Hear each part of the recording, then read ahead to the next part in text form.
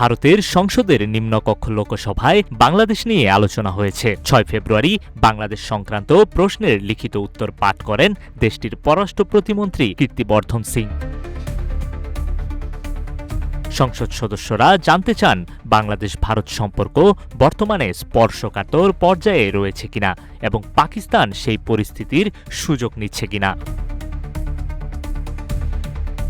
জবাবে কীর্তিবর্ধন বলেন, ভারত ও বাংলাদেশের সম্পর্ক গভীর ঐতিহাসিক, ভৌগোলিক, সাংস্কৃতিক ও ভাষাগত বন্ধনে আবদ্ধ। এই সম্পর্কের মূল লক্ষ্য জনকল্যাণমুখী উন্নয়ন এবং নিয়মিত প্রাতিষ্ঠানিক বৈঠক ও মতবিনিময়ের মাধ্যমে তা এগিয়ে নিয়ে যাওয়া।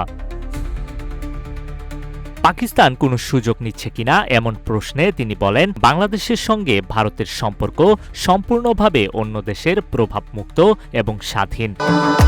ভবিষ্যৎ হোক নিরাপদ, বিনিয়োগ হোক বিশ্বস্ত, আর আমার পছন্দ সল্ট বে। ওয়েলকাম টু সল্ট বে।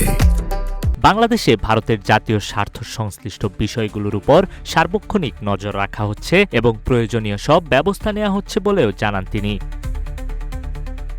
বাংলাদেশের সংখ্যালঘু, বিশেষ করে হিন্দু সম্প্রদায়ের নিরাপত্তার প্রশ্নে প্রতিমন্ত্রী বলেন, ভারত নিয়মিতভাবে সর্বোচ্চ পর্যায়ে এই বিষয়টি উত্থাপন করছে। প্রধানমন্ত্রী ও পররাষ্ট্রমন্ত্রী দুজনই বাংলাদেশ সরকারের সঙ্গে এ নিয়ে আলোচনা করেছেন।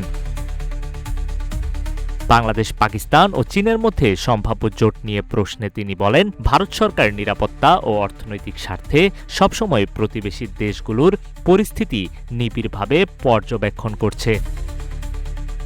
সবার আগে প্রতিবেশী এই নীতির আওতায় কূটনৈতিক সংলাপ, উন্নয়ন সহযোগিতা, ব্যবসা বাণিজ্য ও জনগণের সঙ্গে যোগাযোগ বজায় রেখে আঞ্চলিক শান্তি ও সমৃদ্ধি নিশ্চিত করতে ভারত প্রতিশ্রুতিবদ্ধ বলেও জানান তিনি। বাংলাদেশ পাকিস্তান ঘনিষ্ঠতা নিয়ে জল্পনার মধ্যেও নয়াদিল্লির বার্তা পরিষ্কার, ঢাকার সঙ্গে ভারতের সম্পর্ক আলাদা, স্বতন্ত্র এবং কৌশলগত। তবে আঞ্চলিক সমীকরণে চোখ রেখেই ভবিষ্যৎ পদক্ষেপ নিতে চায় মোদি সরকার। নিউজ ডেস্ক, রূপালী বাংলাদেশ।